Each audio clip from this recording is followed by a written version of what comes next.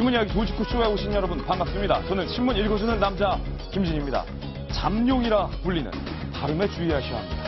잠룡이라 불리는 대선 주자들이 5월을 맞아서 슬슬 대권에 시동을 걸고 있습니다. 그래서 오늘 저희 도지코쇼에서만 볼 수 있는 특별한 시간을 준비했습니다. 대권 주자들 가상 토론회를 오늘 한번 준비해 봤습니다. 대권 선언을 한 잠룡들의 출마의 변, 과연 누가 어떤 말을 했는지 오늘 도지코쇼에서 확인하실 수 있습니다.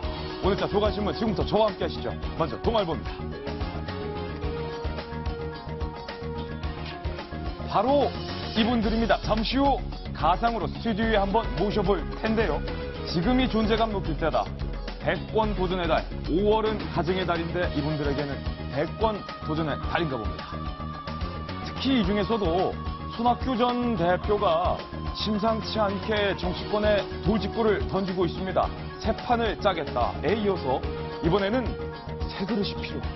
이런 말까지 했습니다. 과연 그는 언제쯤 정치권에 화려하게 복귀를 할 걸지 잠시 후에 다뤄보겠습니다. 다음 신문입니다. 이번에는 한국일보입니다. 바로 이 부분인데 국민의 요구를 담은 새 그릇이 필요하다. 정계의 새 판 짜기에 거듭 불떼기를 하고 있는 손학규 전 대표. 일본에서 돌아오면서 환하게 웃고 있는 그의 표정에서 왠지 모를 자신감이 느껴지는데요. 과연 손학규 전 지사는, 손학규 전 대표는 언제쯤 정계 복귀를 공식적으로 선언하게 될지 궁금합니다. 다음 신문입니다. 이번엔 조선일보입니다. 대권 주자 중 한 명이죠. 안철수 대표가 사실 이런 말 드리긴 좀 그렇지만 조금 쪼잔하다. 돈에 있어서 이런 오해가 있었는데 정대철 권노가 부부에게 한 달 100만 원 한도의 법인카드를 통 크게 줬다고 합니다. 안철수 대표가 조금 달라진 것 같습니다. 씀씀이가 좀 더 커졌는데 100만 원 법인카드를 준 사연 잠시 후 공개합니다. 다음 신문입니다. 이번엔 경향신문입니다. 경찰이 강남 화장실 살인 사건에 프로파일러를 동원해서 심리 분석을 한 결과 정신분열에 의한 묻지마 범죄다. 이것은 이른바 여성 혐오, 여혐이 아니다. 이렇게 결론을 내렸습니다. 그런데 경찰이 여성 혐오 아니다라고 했는데도 일부 2030 여성들을 중심으로 어떻게 이게 여성 혐오가 아닐 수 있냐라고 반발하는 움직임까지 보이고 있습니다. 도대체 무엇이 문제일까요? 잠시 후 다뤄봅니다. 다음 신문입니다. 이번에 한겨레 신문인데요. 돌리면 나옵니다. 다시 정치권 이슈. 오늘이 노무현 전 대통령이 서거한 지 7주기가 되는 날입니다. 더불어민주당과 국민의당 당선자 전원은 오늘 공화로 향합니다. 공화의 민심을 누가 잡느냐에 이 두 야권은 촉각을 곤두세우고 있습니다. 지난해 때는 안철수 대표, 김한길 공동대표 등등이 물세를 맞았는데 과연 오늘 공화에서 어떤 일이 벌어지게 될지 잠시 후 다뤄보겠습니다. 다음 신문입니다. 이번엔 서울신문입니다. 이상 범죄의 72%가 바로 조현병이라는 병이 원인이었다. 경찰이 정신분열에 의한 묻지마 범죄다. 그 병이 바로 조현병이다라고 밝혔는데 과연 조현병은 어떤 병이고 어떻게 치료를 해야 될지 잠시 후 전문가들의 의견 들어보겠습니다. 다음 신문입니다. 이번엔 중앙일보인데요. 역시 돌리면 나옵니다. 경찰의 발표에도 불구하고 2030 여성들 중 일부는 나도 당할 수 있다. 이게 어떻게 여성 혐오가 아니냐. 경찰 수사 결과에 반발을 하고 있습니다.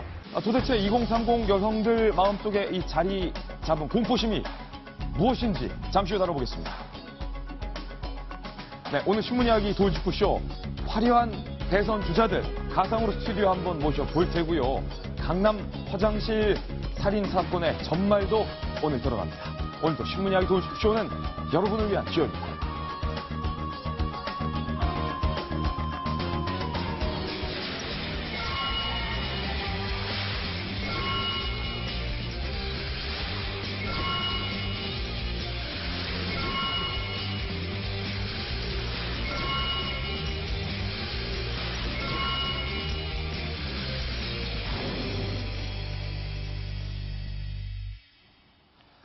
경찰이 강남 화장실 살인 사건에 대해서 프로파일러들의 심리 분석 결과를 발표했습니다. 여성 혐오가 아니라 정신분열에 의한 묻지마 범죄다. 경찰은 이렇게 공식적으로 밝혔습니다. 저희가 만든 첫 번째 돌직구 신문입니다. 강남역 살인 사건. 피해 망상이 부른 참극이다. 그런데도 불구하고 경찰의 발표를 못 믿겠다. 이게 어떻게 여성 혐오가 아니냐. 더 나아가서 남자도 혐오한다. 뭐 이런 얘기까지 나오고 있습니다. 여전한 분노와 갈등 우리 사회에 자리 잡고 있습니다. 그래서일까요? 강남역 10번 출구 앞에 붙은 추모 포스트잇을 두고도 어젯밤 심한 물리적 충돌까지 발생을 했습니다. 경찰의 조사 결과 발표, 그리고 이를 못 믿는 시민들의 충돌, 영상으로 담아봤습니다. 1년 이상 한 번도 씻지 않는 등 문제 증상을 보였고요. 최근에는 이제 노숙 생활을 하면서 일상생활의 기본적인 자기 관리 기능이 손상되었던 상태였던 것으로 분석됩니다. 성별과 관계없이 어떤 불특정한 누군가가 내 욕을 하는 것이 들린다라는 환청과 피해 망상 증세를 호소하였습니다. 경찰은 이번 사건이 여성 혐오 범죄가 아닌 정신질환자의 묻지마 범죄라는 분석 결과를 발표했는데요. 이런 소식이 알려지면서 강남역 추모 공간에선 남성 혐오 조장을 반대하는 시위가 열렸습니다. 참석자들은 정신질환자의 묻지마 범죄를 가지고 모든 남성들을 잠재적인 범죄자로 몰아가선 안 된다고 주장했는데요. 이 과정에서 복면을 쓴 채 시위를 하던 여성과 피해 여성을 추모하기 위해 모였던 시민들이 몸싸움을 벌이기도 했습니다. 한 10대 남성은 이번 사건은 여성 혐오 범죄가 아니라며 추모 메시지를 때려다가 경찰에 체포됐습니다. 재물손괴죄 네? 미수범으로 체포합니다. 묵고동 한달 찍고. 이런 모습에 우려하는 시민들이 적지 않습니다. 다양한 의견이 많은 거는 좀 좋다고 생각을 하거든요. 하지만 무엇보다도 이렇게 막 갈등이 직접적으로 물리적인 충돌이나 이런 부분이 좀 일어나지는 않았으면 좋겠습니다. 강남역에선 남녀 충돌은 멈추고 사회적 약자 보호 방안을 논의해야 한다는 지적이 많습니다. 지금까지 강남역에서 채널A 뉴스 서상입니다. 지금 머리채를 잡고 싸우는 모습까지 목격이 됐는데 동아일보 논설위원이신 정성희 위원님, 경찰은 여성 혐오가 아니다. 이 정신분열증 잠시 후 저희가 자세히 소개를 해드리겠지만 정신분열에 의한 묻지마 범죄다라고 결론을 내렸는데도 불구하고 여성 혐오다, 아니다, 어떻게 경찰이 여성 혐오를 뺄 수 있냐, 사회적 갈등이 더 부각되고 있습니다. 사회적 갈등이 더 심해지고 있고요. 사실 이거는 제가 처음부터 말씀드렸지만 여성 혐오 범죄는 아닙니다.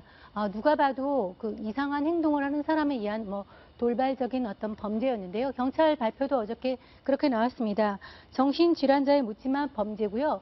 이 사람이 했던 특이한 어떤 정신병적 질환에 대해서 여러 가지 얘기가 있는데 예컨대 이런 얘기죠. 여자들이 날 지각하게 하려고 일부러 지하철에서 늦게 천천히 걸었다. 그런 얘기도 하고 지나가면서 자기를 툭 쳤다. 이런 황당한 얘기도 하고요. 그래서 전형적인 어떤 정신분열증, 요즘은 조현증이라고 하고 한 드라마에서는 스키조라 그래가지고 많이 알려져 있는데요. 그런 어떤 특수한 어떤 정신분열에 대한 그런 증상으로 이제 범죄가 일어나는 걸로 결론 내렸습니다. 그것이 타당할 거고요. 이제 그거에 대한 여성들의 이제 반감이 심해지는 현상은, 사회적 현상은 별도의 문제입니다.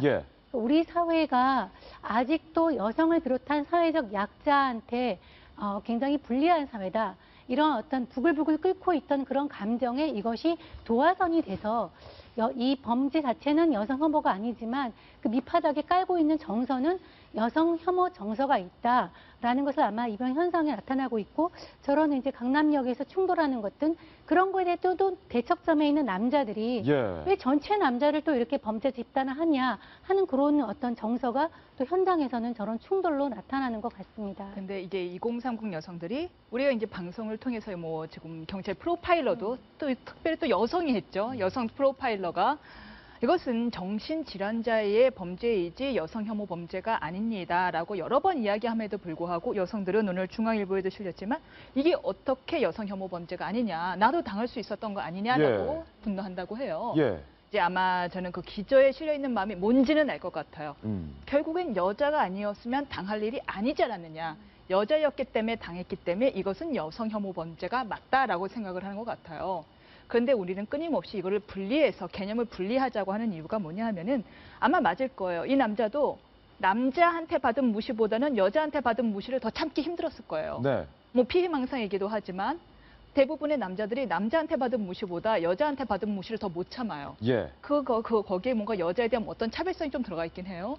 그리고 그 분노를 뿜어낼 때 강자인보다는 약자에게 뿜어내긴 해요. 그러다 보니까 여자가 더 많아요. 이러다 보니 여자가 좀 더 범죄의 대상이 되는 경우가 많은데 하지만 그것은 약자이기 때문에 발생한 거지 그 혐오이건 아니거든요. 예컨대 어제도 뉴스가 나왔는데 어린이집 원장이 3살짜리 아이를 마구 학대를 했어요. 끔찍한 사건이 났는데 그것은 어린아이가 약자였기 때문이지 혐오의 대상이었기 때문이 아니잖아요. 예. 그렇지만, 그러니까 근데 왜 저희가 이걸 이렇게 자꾸 구별하냐, 왜 같은 여자끼리 왜 이러냐, 여성 혐오 왜 아니라고 하느냐라고 한다면은 걱정이 되는 거예요. 이 분노가 단순한 여혐 범죄로 가면 남혐을 낳고 그것은 사회 갈등을 낳는 거거든요. 하지만 이 에너지를 딴 데로 뽑아서 이것은 사회적 약자에 대한 범죄구나라고 생각을 한다면 사회적 결점을 해결하는 데 그 에너지가 쓰인다는 거죠. 그래서 우리가 자꾸 이것은 사회적 약자에 대한 어떤 정신분열 환자의 범죄다라고 이야기를 하고 있는 겁니다. 예. 경찰의 심리분석가들, 범죄 심리분석가, 프로파일러들이 분석한 결론은 조현병이다 라는 병명을 내걸었습니다. 언뜻 들으면 낯선 병명, 조현병. 예전에는 정신분열증으로 많이들 불렀습니다. 현악기가 조율되지 않았을 때 이상한 소리를 내는 것처럼 현악기의 조율이 안 돼 있다 해서 조현병인데 어떤 증세인지 한번 구체적으로 살펴보실까요? 첫 번째, 조현병의 주요 증상. 망상, 피해망상. 자꾸 누군가가 나를 해치려고 하는 것 같아. 어디선가 나를 지켜보는 것 같아. 이 강남역 화장실 살인 사건의 범인도 저 여자가 지하철에서 늦게 내리는 게 나를 좀 무시해서 나의 어떤 진로를 막는 것 같아. 이런 피해망상, 관계망상. 지나가는 사람들이 자꾸 나만 보면 수군대는 것 같아. 저 사람이 나를 좀 이상한 눈으로 보는 것 같아. 이런 증상이 바로 조현병의 대표적인 증상이다. 그런데 이 정신교감신경의 부조화로 인한 증세다, 피해망상이다. 전문가들은 이렇게 말하고 있습니다. 계속해서 급기야는 환각과 환청까지 들립니다. 여러 사람이 분명히 나에 대해서 수군덕거리는 내용을 내가 들었다고 생각을 하지만 실제로는 그런 음성은 없이 내 머릿속에서 울리는 환청, 환각, 구체적인 장면들이 막 눈에 보이는 것 같은 상황에 맞지 않은 생각과 행동, 감정 표현이 사라집니다. 내가 끔찍한 죄를 저지르고도 이게 끔찍한 줄 모르는 것. 말수와 행동이 현격하게 줄어드는 증상들이 있는데 그런데 이런 정신분열증, 과거, 하지만 조현병의 발생 사례가 이처럼 늘고 있습니다. 2010년에만 해도 93,931건이었는데 2014년 104,057건으로 부쩍 증가를 했습니다. 임윤선 변호사님, 이게 문제예요. 그러니까요. 생각보다 조현병 환자가 굉장히 많다라는 것이고 저 발표를 바로 건강보험공단이 산 건데요. 문제는 집에 조현병, 옛날 정신분열증이 있는지 여부를 밝히는 사람들이 더 많을까요? 적을까요? 훨씬 적습니다. 적다. 사회적인 어떤 시선 때문에. 훨씬 적습니다. 치료를 받은 사람이 10만 명이라는 것은 치료를 받지 않고 혹은 음성적인 방법, 뭐 기도라든가 이런 방법을 음성적인 방법으로 치료하는 경우는 훨씬 많을 것이기 때문에 추정치가 거의 50만 명에 가깝다고 해요. 이거보다 더 많을 거다? 네, 그렇죠. 근데 여기서 잠깐 왜 조현병으로 이름이 바뀌었냐라고 하면 이제 이름이 주는 뉘앙스도 그렇지만 조현이 무슨 뜻이냐면 바이올린, 현악기 있잖아요. 예. 현악기의 끈이 느슨해지면은 소리가 이상하게 나잖아요. 바로 거기에서 유래한 이름이라고 해요. 신경 전달망이 조금 느슨해져서 생긴 병이다라고. 그러니까 뇌 그러죠. 자체에 어떤 의학적인 이상이 생긴 거죠. 그렇죠. 그래서 치료는 약물 치료를 해야 된다라고 하는데요. 이제 문제는 이제 조현병, 그렇다면 조현병 환자는 다 무섭냐라고 한다면 조현병 환자, 이런 정신질환자의 범죄율은 일반인보다 훨씬 낮습니다. 낮고 약물로 치료를 한다면은 거의 다 치료가 된다라고 합니다. 근데 문제는 그런데 약물 치료를 중단했을 경우엔 대부분의 불특정 다수를 대상으로 하는 묻지마 범죄가 될 수 있으니 그거를 유의한다라는 거. 그리고 정신질환자의 범죄의 대부분은 주로 여자를 대상으로 한다라는 거, 요거는 우리가 좀 유의를 해야죠. 저도 이번에 논란이 우리가 조현병 환자나 정신질환자를 사회적으로 어떻게 관리할 것이냐로 갔으면 좋겠어요. 여성 혐오냐 아니냐 이런 뭐 문제로 사회적인 어떤 뭐 에너지를 낭비하기보다는 이게 맞다고 생각이 들고요. 조현병의 주요 증상을 보면은 다시 한번 볼까요? 그러니까 피해 망상이나 환각이나 상황에 맞지 않은 생각, 행동, 감정 표현이 사라지거나 말수나 행동이 줄어들거나 이런 것들을 딱 봤을 때 느껴지는 병이 있죠. 우리가 익숙한 치매입니다. 아하. 네.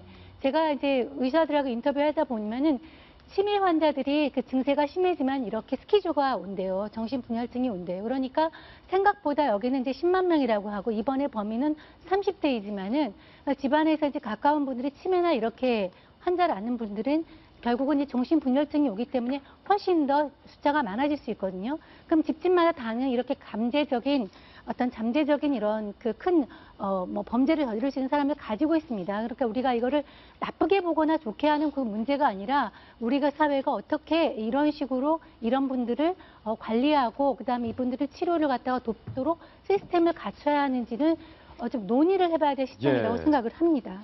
이 강남 화장실 묻지마 범죄 때문에 많은 분들이 가슴 아파하고 안타까워했습니다. 그런데 여성 혐오니 남성 혐오니 하는 문제 때문에 또다시 이런 비극이 발생돼서는 결단코 안 되겠습니다. 이번엔 저희가 준비한 본격적인 정치권 뉴스 전해드리겠습니다. 과연 오늘 정치권에는 어떤 뉴스가 말 그대로 이슈일까요? 다음 돌직구 신문입니다.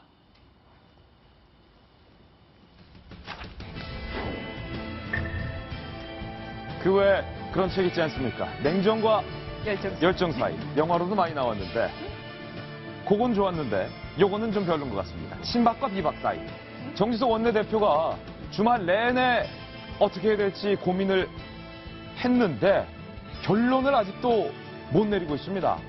정지석 원내대표가 친박과 비박 사이에서 누구의 목소리를 들어야 할지 갈팡질팡하는 것 같습니다. 그래서 혹자들은 정지석 원내대표를 향해서 친박도 아니고 비박도 아니고 낀박이다. 이렇게 얘기를 하고 있습니다. 낀박이 과연 무엇일지 자막이 나오고 있습니다. 낀박, 이름하여 친박과 비박 사이에 끼어 이러지도 저러지도 못하는 너트 크래커 신세. 그 땅콩 크래커 있죠. 너트 크래커가 더 어려운데. 그러니까 가운데 낀 그 잼 같은 신세다라는 건데 이 낀박 정진석 원내대표가 박근혜 대통령과 친박의 신세를 졌느니 안 졌느니 관련해서 여러 번 말을 오락가락하고 있어서 출력물로 준비해봤습니다. 자, 별박들이 다 나오고 있어요. 낀박 정진석 원내대표의 갈팡질팡 21일 기자 간담회 때만 하더라도 정진석 원내대표는 우리 기자들에게 이렇게 말했습니다. 단호하게 내가 친박계에 빚진 게 없다. 이게 박 대통령의 말을 패러디한 것 같아요. 빚진 게 없다. 그분들한테. 나는 친박계한테 빚진 게 없다. 오히려 그쪽에서 내게 빚이 있으면 있지. 내가 당을 위해서 희생하지 않았냐. 충남 공주 지역구 양보하지 않았냐. 이 얘기예요. 그런데 바로 하루 뒤 22일 동아일보와의 통화에서는 이렇게 말했습니다. 이번 원내대표 경선에서 내가 친박계에 신세를 진 건 맞습니다. 신세 졌다, 친박계한테. 하지만 과거 대통령에게 신세를 진 적은 없다.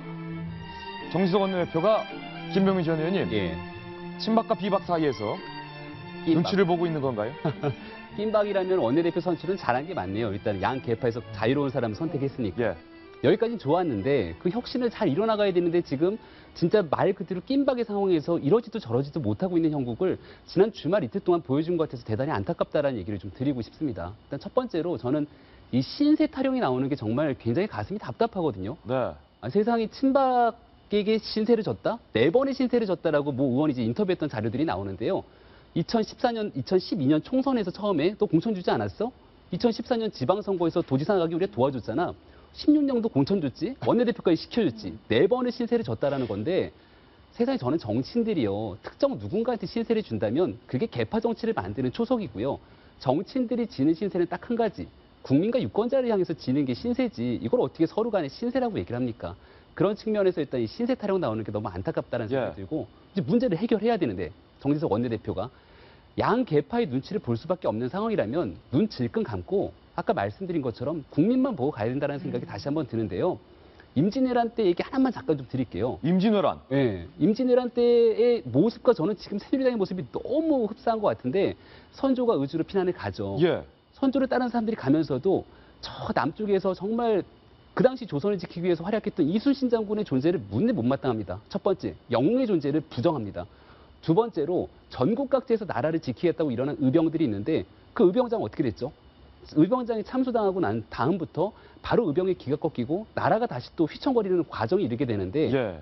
국가를 재건하고 당을 새로 세우기 위한 과정을 가야 되는데 그게 문제가 아니라 영웅이 출연하고 바른 소리를 하는 것 자체를 일단은 불편하게 생각하는 것 같아요. 그러니까 여기서 핵심적으로 느껴야 될 건 뭐냐면 이순신 장군이 어땠습니까? 내 목이 날아가든지 말든지 신경 쓰지 않고 국민을 바라보고 갔거든요. 그러니까 정진석 원내대표도 마찬가지고 새누리당에 있는 의원들은 당장 내 목이 날아가든지 말든지를 신경 쓰는 순간 당은 일단은 못 일으켜요. 예. 누가 죽겠다는 생각을 가지고 해야 되는데 단 한 명도 어느 누구도 그런 영웅이 있다는 생각이 없는 것 같아서 그런 영웅의 출연을 저는 좀 간절히 바라봅니다. 일단 정진석 원내대표가 비대위원장직도 겸임을 했다가 지난 금요일 이 친박 의원들에 의해서 비대위원장직에서는 물러나게 됐습니다.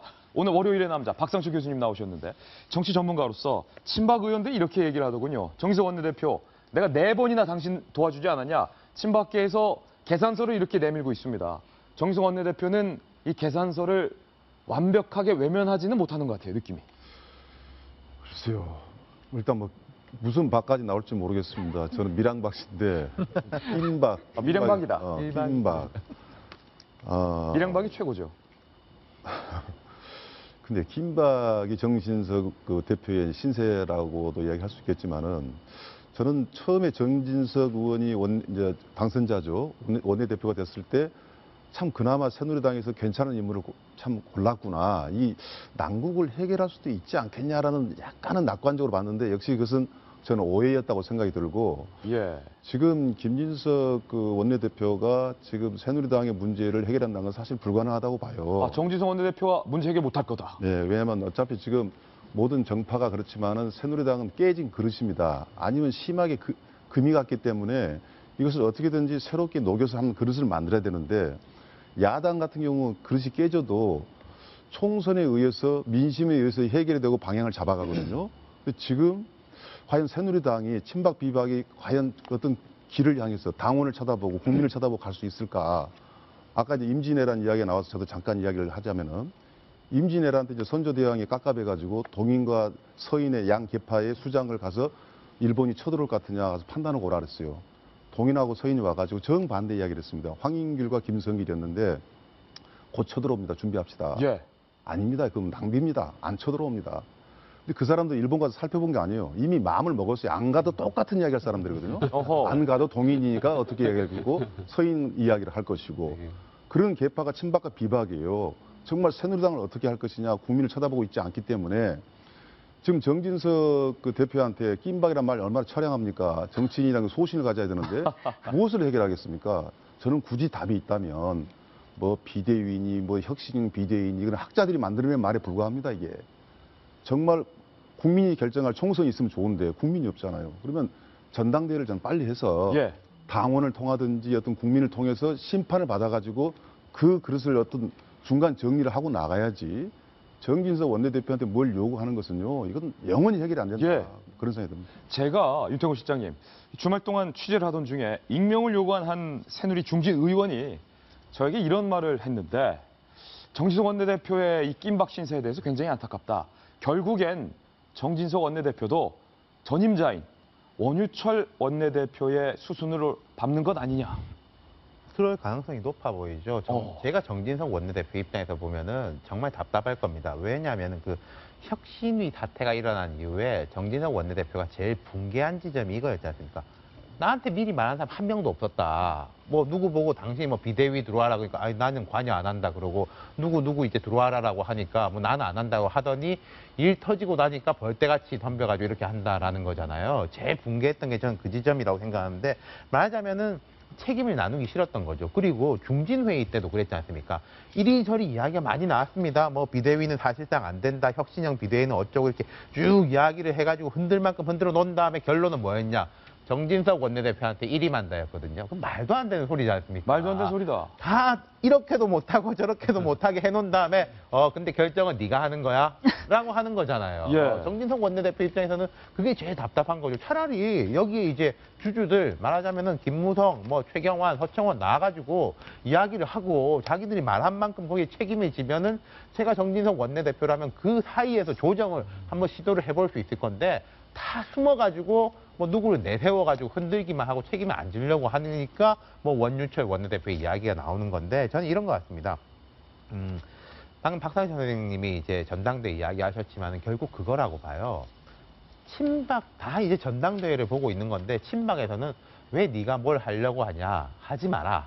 전당대회가 될 때까지 뭐가 됐건 하지 말고 이렇게 뭐 시간을 이게 버티고 뭐 욕을 먹든지 이걸 이제 예. 때우는 사람 아니냐. 그러니까 당신은 이렇게 지금도 보는 거고. 아무것도 안 하고 있지만 더 적극적으로 아무것도 하지 말라. 그렇죠. 뭐 그러면서 이제 욕은 대신에 앞장서서 기본 이제 말이에요. 욕을 먹어주든지 그 다음에 뭐 저 뭡니까 이제 원 구성 문제 이런 거는 좀 하고 그 이야기일 테고 근데 비박 입장에서도 전당대회를 보는 건 맞아요. 예. 그런데 비박 입장에서는 조직력 이제 숫자가 딸리니까 지금부터 정진석 원내대표를 이렇게 좀 전면으로 밀어내가지고 뭔가 분위기를 잡고 명분을 잡아야지 전당대회에서 이길 수 있다. 그 양쪽 다 전당대회를 보고서 정진석이라는 사람을 말로 활용하고자 하니까 예. 그 사람은 이제 낀 박이 돼 있는 거죠. 어허. 그러니까 정진석 원내대표 입장에서 뭘 하려고 해도 할 수가 없고 못 하려고 해도 할 수가 없는 답답한 상황인 거죠. 예. 그 관련해서 오늘 동아일보가 사설을 썼습니다. 뭐라고 썼습니까? 제목은 이제 정 원내대표 친박에 몰려 보수 여당과 함께 몰락할 텐가 그런 내용인데요. 사실은 정진석 그 원내대표에게 더 독해지라고 주문합니다. 그러니까 새누리당 혁신을 아까 말한 그 한계가 있어요. 친박이 밀어줘갖고 되긴 했지만은 당신과 민심이 지금 구분되는 상황에서 누구를 따를 것인가 답은 분명하죠. 저희 동아일보 사설 이렇게 얘기합니다. 밀리다 주거나 맞으나 주거나 마찬가지다. 이왕이면은 일라면은 맞서다 죽으라. 밀리다 주구나 맞으나 주구나. 그래야지만 그렇게 사직상의 각오로 혁신을 할 때만 미래가 있죠. 예, 미래도 있고 새누리당의 미래도 있고 정진석 대표의 개인적인 정치 인생에도 돌파구 열릴 거다. 여기서 예. 흰박처럼 정말 여쪽 저쪽 눈치 보다가는 아무것도 못할 거다. 죽는 각오로 하라. 이렇게 주문하고 있습니다. 집권 여당인 새누리당에 선장이 없습니다. 선장이라면 정진석 원내대표 한 사람인데 한 사람이 이쪽과 저쪽, 동쪽으로도 키를 돌리지 못하고 서쪽으로도 키를 돌리지 못하는 그런 리더십 부재의 상황을 맞고 있는 것 같습니다. 그렇다면 이 배는, 이 난파선은 도대체 어디로 향하게 될지 걱정스럽기만 한데요. 리더 얘기 나와서 말인데요.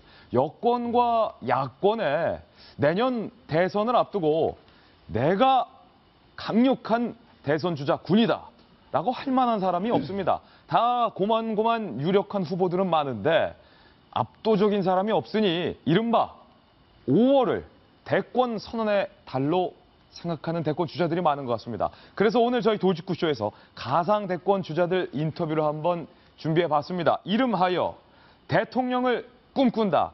차기 주자들의 변.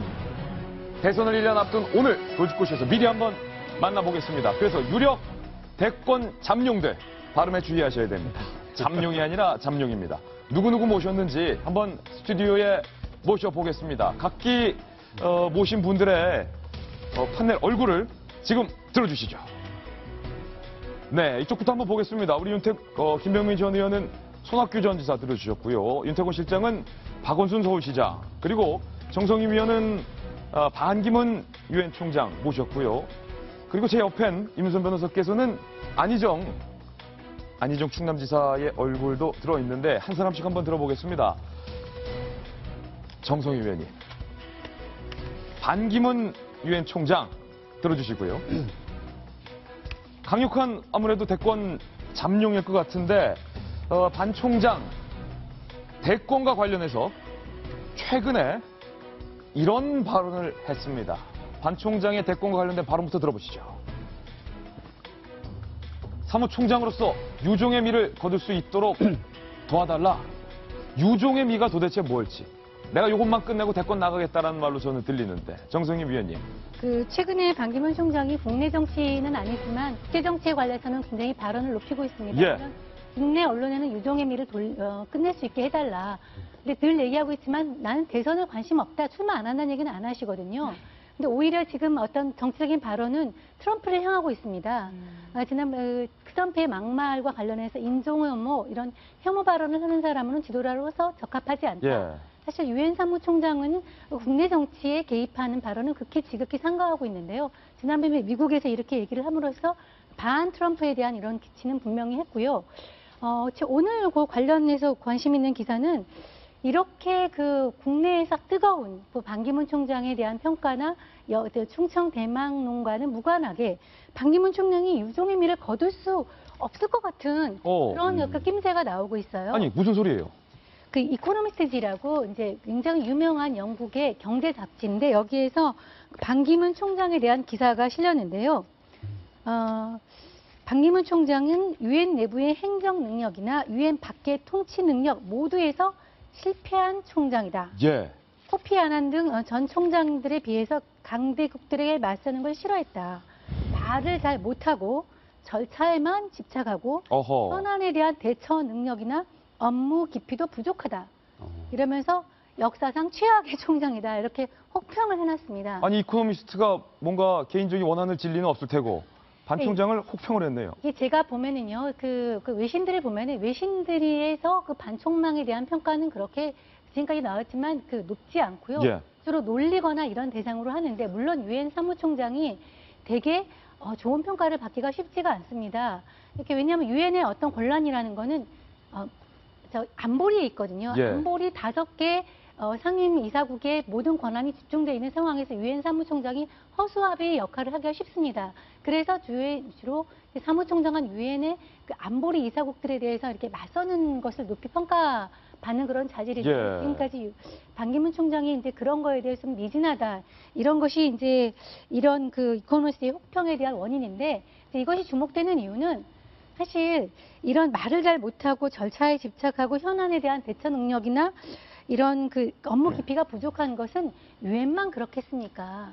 사실 이 하는 롤이 그 역할이 국내에 들어와서는 비슷한 평가를 받기 쉽거든요. 그러니까 외신들이 이렇게 평가한다면 국내에서의 어떤 대통령이나 이런 그 리더십의 자질에도 비슷한 것이 나타나지 않을까 하는 우려를 사람들이 하고 있습니다. 강력한 대권 주자 중 한 명인 반기문 유엔 총장, 이코노미스트지에서는 완전한 혹평을 내놨는데 과연 국내 정치 무대에서 반 총장이 정치적 리더십에 대해서 어떻게 평가를 받을지가 반 총장의 대권 가도의 빨간불이냐 파란불을 결정할 수 있는 신호탄이 될 것 같습니다. 두 번째 대권 주자 한번 만나보겠습니다. 바로 김병민 의원님, 네. 손학규 전 대표인데요. 손 전 대표가 대권과 관련해서 슬슬 시동을 거는 것 같습니다. 네. 이렇게 말했습니다. 손학규 전 대표의 발언을 직접 한번 들어보시죠. 새 그릇을 만들기 위한 정치권의 각성과 헌신을 담아낼 새 판이 짜야 한다. 이번에는 새 그릇 얘기를 하셨는데 이것과 관련돼서 손 전 대표의 직접 육성을 한번 들어볼까요?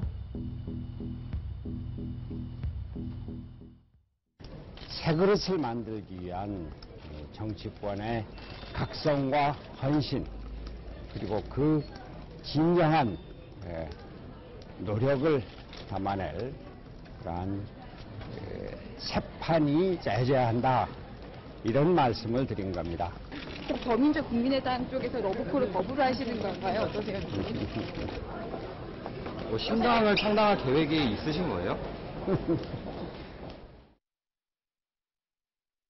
김병민 의원님, 지난 금요일 저희 돌직구쇼에서 대권과 관련해서 새 판을 김병민 의원이 짜셨는데 손학규, 반기문, 안철수, 문재인 4파전일 거다 이렇게 짰는데 그게 맞는 것 같아요. 손학규 전 대표가 일본에서 와서 지지자들과 이 간담회를 하는데 건배사가 지지자들이 삼시세판 이러니까 손학규 대표가 저녁이 있는 삶을 외쳤대요. 저녁 있는 삶. 손학규 대선 때 나왔던 거 아닙니까? 2012년 대통령 선거를 되돌아보면요. 본인이 공식 대권 주자로 출마하지 못했음에도 불구하고 많은 지지자들 사이에서는 이 저녁 있는 삶이라는 구호 자체가 굉장히 오랫동안 뇌리에 남았던 것 같아요. 그러게요. 손학규 전 지사가 갖고 있는 가장 큰 장점은 어찌됐든지 간에 이 사회가 갖고 있는 시대 정신을 누구보다 정확하게 꿰뚫는다. 그리고 그 시대 정신을 구현하기 위한 명분을 잘 찾는다는 건데 그래서 아마 지난 꽤 오랜 기간 동안 전남 강진에 찍고 있으면서 지금 이 시대의 시대 정신이 무엇인지를 드디어 찾아내지 않았나라는 생각이 들고요. 현재 아직까지는 손학규 지사가 그 정계 복귀한다는 얘기도 안 했거든요. 예. 아직까지는 은퇴 상황이에요. 정계 은퇴 상황인데도 불구하고 이렇게 대권 주자로 거론되는 행보 자체가 굉장히 흥미롭다고 볼 수 있고 예. 저는 손학규 지사를 자꾸 얘기하는 것 중에 하나는 정치는 좀 재밌어야 되는 것 같은데 지금까지 늘 예측 가능했던 정치와 다르게 손학규 전 지사가 만약에 7월 정도에 공식적으로 다시 이제 출마하기 위한 뭔가의 움직임을 보인다라는 건데 공식적으로 손학규 전 지사가 스타트업을 딱 시작하는 순간 대한민국 정치판이 한 판 흔들릴 것 같다는 생각이 들거든요. 그렇죠. 그게 바로 정치권의 세 판짝이고 지금 현재는 더불어민주당 소속인데 과연 더불어민주당 내에서의 세 판을 짤 건지 나가서 짤 건지 나가서 짠다라면은 새누리당은 혹시라도 탈당하는 인사들 중도에 있는 사람들을 다 대거에 영입하는 세 판을 짤 건지에 대해서 저는 너무 궁금하기도 합니다. 예. 박상철 교수님이 근데 예. 손학규 전 지사를 별로 안 좋아하시나 봐요. 왜요? 지금 메모를 딱 쓰셨어요. 손 쓰고 옆에 뭐라고 쓰셨냐? 아침 없는 삶. 아침 없다. 이 무슨 말이에요? 뜻이 아니고 네.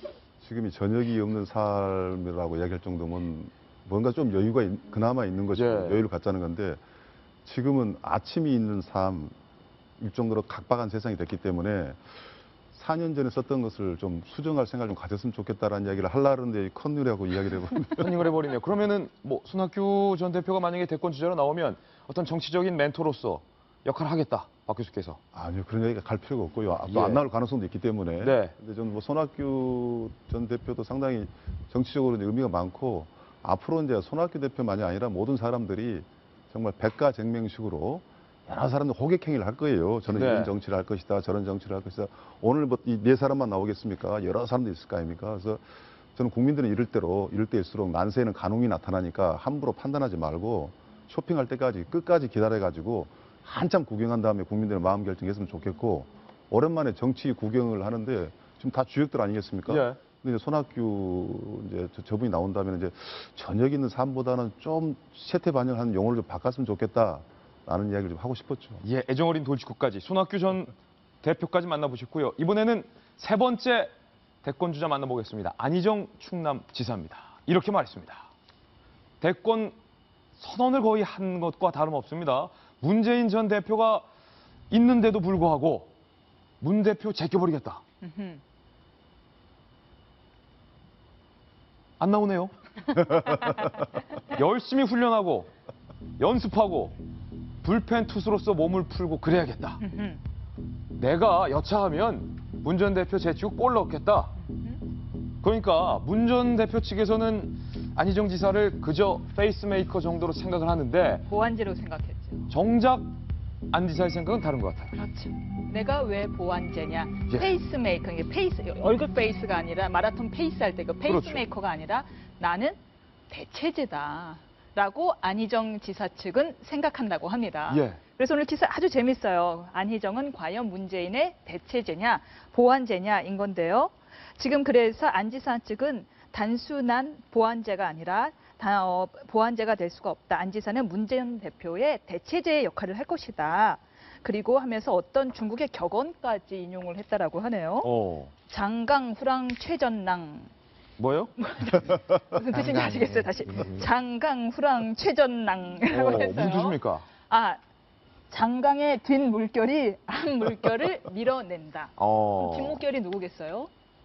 안희정 지사겠죠. 예. 앞물결은 누구겠어요? 문재인 전 대표겠죠. 문재인 대표. 그러니까 우리는 언제든지 나야말로 직접 문저기로 대선 주자로 뛸 수가 있다라고 한다는데요. 반면 문 전 대표 측에서는 아이고 안희정 대표는 페이스메이커지. 나를 도와줄 그냥 구원 투수로서 보완제 아니겠느냐라는 입장이라는데. 대선 경선의 흥행을 위한 꽃놀이 패다 일종의. 꽃놀이 패인데 기분 나쁘겠어요, 안희정 기분 지사. 나쁠 수 있죠. 그런데 안희정 지사 입장에서는 누구나 다 차기는 아니더라도 차차기에 나올 거로 예상을 했잖아요. 예. 차차기에 나오려면 더더욱 차기에서도 스스로 직접적인 대체제로서의 역할을 하는 모습을 더 보여줄 필요가 있을 것 같네요. 네, 안희정 지사의 출마의 변 비슷한 걸 들어보셨고요. 박원순 서울시장은 윤태호 실장님 드셨는데 요즘 좀 급한 것 같아요. 지금 여기에 이런 러시의 신호탄을 쏘아 올린 게 사실 박 시장이나 다름없죠. 5월 12일 날 광주에 가가지고 이제 역사의 뭐 더 이상 비겁하지 않겠다. 뭐 직접 한번 그럼 볼까요? 어떻게 말했는지? 했었죠? 이제 뒤로 숨지 않겠다. 지금까지는 숨었나 봐요. 역사의 부름 앞에 부끄럽지 않도록 행동하겠다. 존재감이 드러나도록 노력. 사실은 문재인, 안철수, 손학규 어마어마한 이 정치적 거인들의 그림자에 좀 가린 측면이 있었어요. 그러니까 저는 이제 두 가지로 보는 게 박 시장이 이 이야기를 하면서부터 뭐 손학규, 안희정, 뭐 남경필까지 주르륵 이야기가 나오기 시작했어요. 이게 전반적으로 이 신호탄을 쏘아 올린 게 두 가지 효과가 있는 것 같습니다. 첫 번째로는 아까 박 교수님도 말씀하셨지만은 라인업을 쭉 보여주는 거죠. 국민들한테 우리도 있다라고 해가지고 이게 긍정적인 신호탄을 쏘아 올린 건데 하나 아쉬운 건 이게 사실 여권에 필요한 건데 여권은 안 보인다는 거 예. 이런 부분이고 두 번째로는 저는 사실은 크게는 의미를 부여하지 않는 게 박 시장 쪽도 그걸 잘 본 것 같은 게 지금 딱 이 시기예요. 왜냐하면 한 6월로 넘어가면 또 국회로 스포트라이트가 쏠릴 거거든요. 총선 결과에 대한 이제 복귀 끝나고 국회로 스포트라이트가 쏠리기 직전에 한 달쯤 시기 때가 아니면은 이 예비 후보군들이 다시 주목을 받을 때가 없기 때문에 지금 말하자면은 그 엔트리 티켓 입장권이라도 사놔야 되니까 네. 박 시장이 이제 먼저 그런 부분은 뭐랄까 머리 좋게 이렇게 한 것이고 박 시장 쪽도 근데 급한 마음은 조금 있는 것 같습니다. 예. 그때 제가 말씀드린 대로 특히 야권에서 만약에 문안 이렇게 양강 구도로 굳어질 때는 그냥 하다가 따라갈 수밖에 없는 그런 분위기에 대해 가지고 박 시장이라든지 안 지사 같은 사람들이 좀 걱정을 하는 것이고 박 시장은 준비를 한 게 좀 오래된 게 아까 이제 저녁이 있는 삶 이야기를 했지만은 그 저녁이 있는 삶의 카피라이터가 서울시에서 일한 지가 꽤 오래됐거든요. 예. 오래전에 스카웃을 해가지고 카피라이트로 쓰고 있기 때문에 그런 부분에서는 뭐 차곡차곡 준비를 하고 있다고 봐야 되겠죠. 손학규 전 지사의 카피라이터를 박원순 시장이 영입을 했군요. 근데 박원순 시장이 초조한 건 맞는 것 같아요. 우리가 이제 작년에는 새정치민주연합이 깨지기 전에 문안박 연대 얘기를 많이 했습니다. 문안박 연대로 가는 것이 야권이 살 수 있는 유일한 길이라고 했는데 깨지고 이제 문과 안이 다른 이제 정당으로 가게 됐는데 그 와중에서 정말 낙동강 오리알이 된 게 박원순 시장이에요. 예. 그동안에 이제 총선 국면이라 박 시장이 할 수 있는 역할이 없었는데 끝나고 나고 이제 내년 대선이 다가오고 전당대회 다가오면서 존재감이 없으니까 굉장히 좀 무리하게 제가 볼 때는 무리한 견제로 존재감을 하기 위해서 하는 게 같은 게 이제 최근에 이제 강남역 추모 현장에 나타나서 예. 현장을 보존하겠다. 그래서 우리 깜짝 놀랐어요. 화장실을 보존하는지. 예. 알고 그랬더니 그게 아니고 그 추모 공간의 현장을 보존하겠다고 했는데 오늘 가서 사실 그 추모 현장 내일 비가 온다 그래서 지금 철거하고 있거든요. 예. 철거하고 있는 그 쪽지를 다 하나씩 다 이렇게 버리지 않고 하는데 그 패널에 붙인 쪽지 같은 거 다 철거해서 서초구청이 박원순 시장에 갖다 준답니다. 예. 시장 공간에 갖다 놓으실 건가 생각이 들 정도로 이렇게 보존을 하겠다고 했기 예. 때문에 그런 거라든지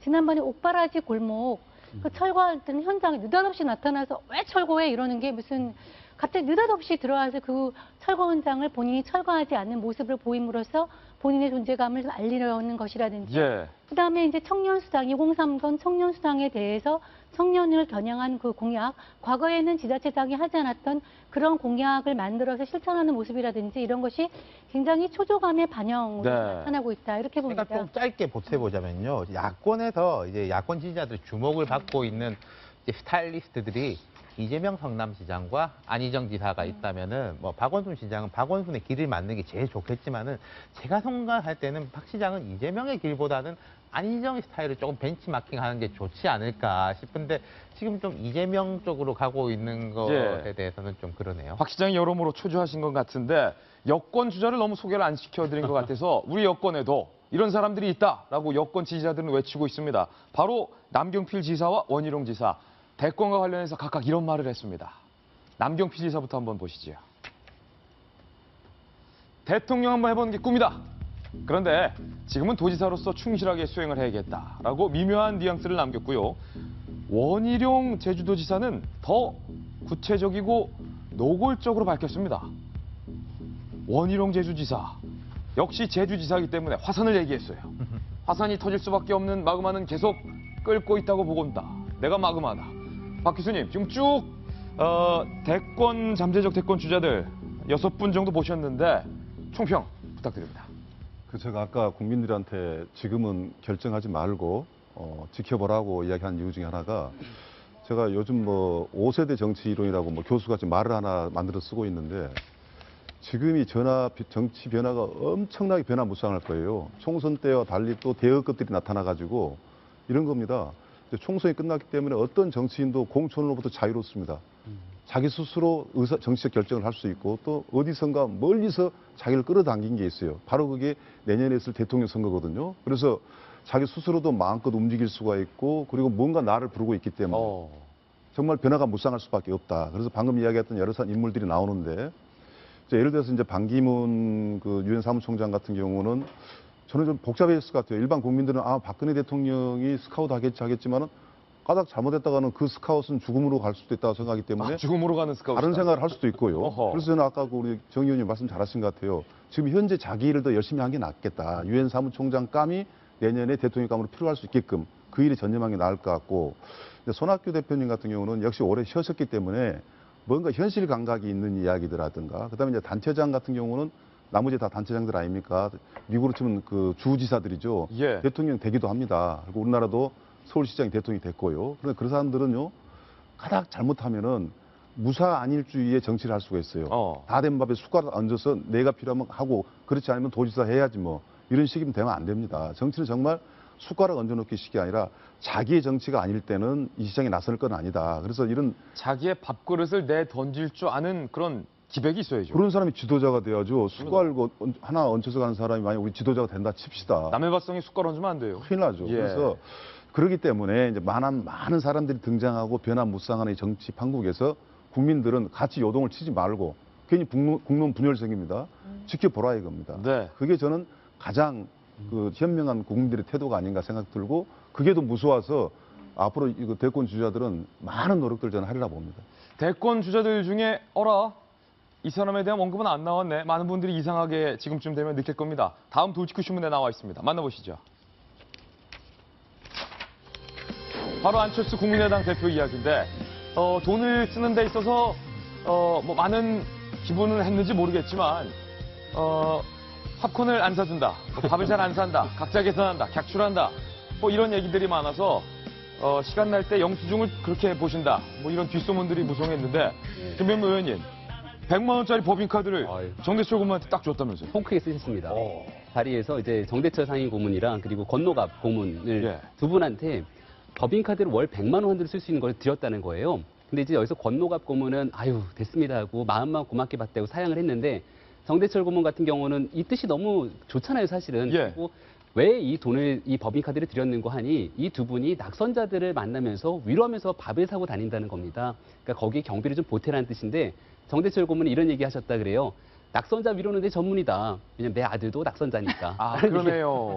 정호준 중구 지역에서 낙선하신 그 정호준 후보의 아버지가 정대철 상임 고문인 것처럼 근데 안철수 대표의 이와 같은 행보는 또 다른 포석도 있다고 보여집니다. 왜냐하면 국민의당이 이번 총선에서 성공할 수 있었던 가장 중요한 포인트가 바로 호남 지역 거의 대부분을 석권했다는 건데 여기에 동교동계 그 어르신들의 역할이 굉장히 컸거든요. 그분들에 대한 예우를 끝까지 하겠다라는 뭐 취지 정도로 볼 수 있지 않나 생각합니다. 중앙일보는 오늘 100만 원 법인카드 준 거 합법이다. 저렇게 기사를 쓰기도 했다는데 정대철 고문은 이렇게 말했습니다. 안철수 대표가 이달 초 건노갑 고문과 나에게 식사하시는 데 쓰시라며 100만 원 한도의 법인카드를 줬다.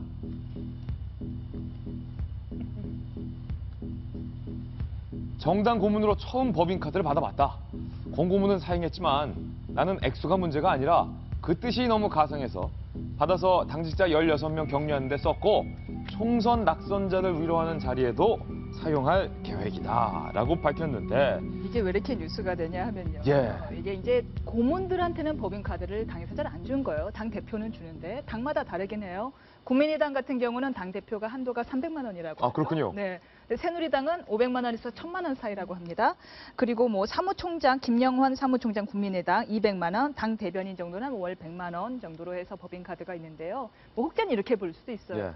본인 카드도 아니고 뭐 당 법인카드 뭐 그래 갖고 뭐 이렇게 이렇게 볼 수도 있지. 자기 돈이 아니니까. 그렇죠. 이렇게 볼 수도 있지만 중요한 거는 국민의당의 당 운영비에 이 안철수 대표의 개인 돈이 사실 가수금 형태로 많이 들어갔다라고 합니다. 이미 많이 들어간 상태에서 법인카드를 준 거기 때문에 이거는 통 크게 쐈다라고 봐도 좀 무방한 것 같아요. 윤태곤 실장님, 근데 법인카드지만 영수증은 첨부해야 된다면서요? 그렇죠. 근데 이게 이런 거죠. 이게 잘한 거죠. 왜냐하면은 벌써 뭐 16명을 만났고 뭐 최근에 몇 명하고 오찬을 했고 100만 원 훨씬 더 쓰죠. 그러면 이게 정대철 고문이 예를 들어서 야, 이게 안철수가 준 카드야라고 하면서 밥을 살 거 아닙니까? 예. 뭐 낙선자들한테 100만 원 훨씬 더 쓰면서 뭐 본인도 기분 좋고 돈 이렇게 하는 사람도 이제 뭐 빚도 나고 그런 거니까 뭐 괜찮은 거 같아요. 이런 부분은. 그리고 평소에 얼마나 돈을 잘 안 썼으면 갚아준 게 이렇게 또 늦게 기사가 난 기사가 건지 이런 게 돼요. 있겠죠. 참, 예. 이달 초에 받았다라고 했는데 저도 이게 왜 뒤늦게 났을까? 좀 제가 아는 정대철 고문은 이런 걸 좀 말하자면 좋은 의미로 자랑하고 다니는 분이거든요. 네. 이 기사가 안 나가지고 한 번 더 자랑을 했나 싶기도 하고 그러네요. 저는 이게 좀 부정적으로 이야기하고 싶은데요. 저도 법인카드를 하나 가지고 다녀요. 예. 그래서 이제 영수증 처리하기 위해서 이제 꼭 필요한 것이고, 그래서 절대 법인카드를 안 꺼내기 위해서 혹시 실수로 꺼낼 수가 있지 않습니까? 깊숙이 집어넣는데 법인카드는 법인에는 꼭 나옵니다. 네. 이 정당이라는 것이 법인 아닙니까? 헌법상 특수법인이기 때문에 바로 그 국민의당 카드예요. 우리가 그 돈이 뭡니까? 아까 가수금 이야기했지만 결국에는 그 갚으면 되는 돈이고 국민의 세금으로 정당 운영비로 나온 거란 말이죠. 그 돈을 어떻게 활용하냐에 따라서 여러 가지 이제 국민들이 지켜보고 있는데 의정 활동에 도움될 수 있게끔 쓰는 게 저는 맞다고 봐요. 물론 사실 요즘 기자들 식사도 잘 안 사지 않습니까? 예. 서로 저런다 할지라도 법인카드를 가지고 낙선자 1호를 한다라고 이야기하면 국민의당을 지지하고 안철수를 지지한 사람은 좋아하겠지만 일반 국민들이 볼 때 과연 저희 좋은 모습일까요? 지금 국고보증을 없애자고 이야기한 사람도 많거든요. 예. 그렇기 때문에 저런 이야기는 가십으로서 우리가 칭찬할 수도 있지만은 뭐 제가 이렇게 인색한 사람 아니지만 부정적인 측면도 있다라는 걸 제가 얹히고 싶어서 제가 발언을 맞습니다. 꼭 사용한 후에는 사용처에 대해서 영수증을 첨부해서 명명백백하게 투명하게 좀 밝혀야 될 것 같습니다. 이번엔 저희가 준비한 다음 돌직구 신문으로 바로 이어지겠습니다. 함께 보시죠.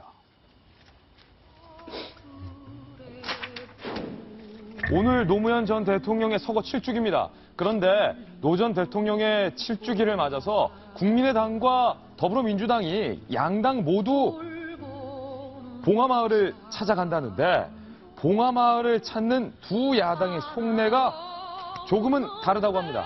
김병민 전 의원님, 오늘 흥미로운 기사 실렸는데 국민의당과 더불어민주당의 속내가 어떻게 다른 거예요?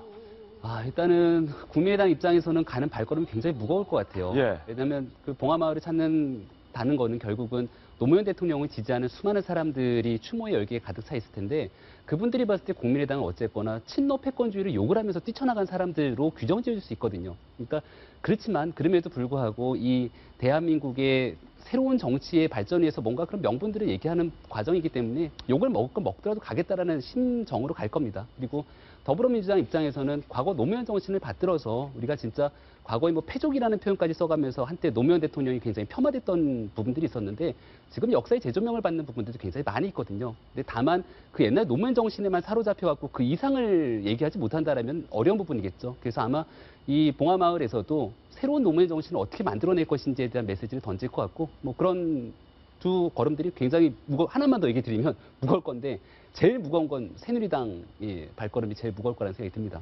국민의당 안철수 대표라든지 김한길 전 공동대표라든지 천전배 공동대표가 작년에도 사실은 봉하마을을 찾았는데 봉하마을에서 대접이 그때 어땠습니까? 그때 굉장히 어찌 보면은 그러니까 물병을 갖다가 물세례를 받기도 하고 김한길 전 대표 같은 경우는 굉장히 참 봉하마을에서 꽤 어려운 부분이었겠죠. 그리고 이 노무현 대통령의 전 대통령의 아들로 볼 수 있는 사실상 이제 나가갖고서는 유족을 대표해서 연설하게 되는데 그 과정에서 바로 앞자리에 앉아 있었던 김무성 전 대표 같은 경우는 대놓고 면전에서 굉장히 핀잔을 받은 사례들이 있거든요. 그런 걸 봤을 때 올해도 과연 오늘이잖아요. 오늘도 과연 그러한 내용들이 반복될 것이냐 아니면은 그래도 이 노무현 대통령을 추모하기 위해서 왔던 자리이기 때문에 좀 긍정적인 메시지를 던질 거냐 이런 부분들이 조금 봐야 될 측면이겠죠. 예, 노건호 씨가 오늘도 정성희 위원님 뭔가 이제 유족들을 대표해서 연설을 한마디 할 것으로 예정이 돼 있는데 지난해에 이 김무성 대표 면전에서 조금 약간 돌직구 아닌 돌직구를 날려서 화제가 되기도 했었어요. 작년에는 이제 당대표로서 새누리당 김무성 대표가 갔고, 올해는 이제 원내 당대표가 없기 때문에 이제 정진석 원내대표가 할 것 같은데요. 새누리당에 대해서 어떤, 뭐 국민의힘도 마찬가지지만 어떤 메시지가 나올지 좀 주목되는데요. 작년에는 목면을 당했었죠. 작년에 노근엽 씨가 뭐라고 얘기를 했냐면, 전직 대통령이 NLL을 포기했다며 내리는 비 속에서 정상회의로 일부를 피토하시시 줄줄 읽으시던 모습이 선한데, 이제 와서 아무 말 없이 나타나가지고 이렇게 하니까 진짜 대인배다. 그러면서 김무성 대표를 굉장히 인신공격을 하는데, 김무성 대표 그때 두 눈만 질끈 감고 못 들은 척하고 있었는데요. 올해는 이제 선거가 끝났으니까 어떤 메시지가 나올지 모르겠지만, 이제 선거 때 제가 이제 안타까운 건 그래요. 선거 전에는 전직 대통령 노무현 정신이다 뭐다 하면서 다 이용을 하다가, 이제 선거가 끝난 마당에는 이제 그동안에 뭐 여러 가지 폄훼하고 또 비난했던 이런 것을 또다시 이용하기 위해서 오늘 모일 텐데, 그런 거에 대해서 유족으로서는 굉장히 좀 좋지 않지 않을까 이런 생각이 드는데요. 안 좋은 마음일 거라는 생각이 드는데, 그럼에도 불구하고 조문하러 오는 사람은 좀 이렇게 다 껴안는 그런 모습 보였으면 좋겠습니다. 올해는 분위기가 좀 다를 거예요. 저도 좀 뭐 기류를 취재를 해봤는데, 왜냐하면 작년 이맘때로 돌아가 보면은 문재인 대표가 있었는데 정말 당내에서 이제 주류 비주류 간의 갈등이 이제 극도로 달했었고, 4.24 재보궐 선거도 완전히 졌었고, 그래서 이제 뭐 이 5.23 끝나고 7.30 재보궐 선거도 완전히 지지 않았습니까? 극도로 안 좋은 상황이었었고, 그래서 또 이른바 이제 친노 지지자들 같은 경우에는 좀 뭐랄까 이제 방어 의식 같은 게 많이 올라와 있는 상태였는데, 올해는 뭐 선거에서 좋은 결과를 거뒀고, 특히 PK 지역에서 좋은 결과를 거뒀지 않습니까? 거기에 대해서 좀 여유가 생길 것이고, 작년에도 보면 뭐 김한길 대표만 일부 물을 조금 맞았는데, 올해는 제가 생각할 때는 뭐 야권에 대해서는 그런 모습이 보이지 않을 것 같고, 그리고 또 김무성 대표의 상징성과 정진석 대표의 상징성이 있는데, 정진석 대표를 앉혀두고 아마 뭐 여권에 대해서 섭섭한 마음을 이야기하지는 않을 것 같네요. 예, 추모 시기이니만큼 다들 이제 추모하는 평화로운 분위기에서 추모 시기 이어졌으면 좋겠다라는 개인적인 바람도 있습니다. 이번에는 저희가 준비한 사회 탐구 영역으로 이동을 하겠습니다. 첫 번째 사회 탐구 영역을 공개하겠습니다.